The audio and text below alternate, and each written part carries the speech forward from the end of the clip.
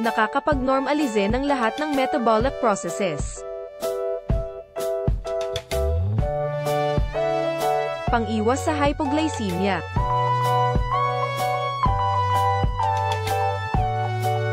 Nagpoprotekta laban sa pagtaas ng blood sugar.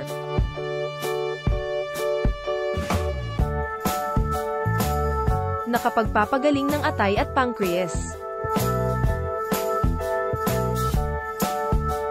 Nakakapag-stabilize ng blood sugar level.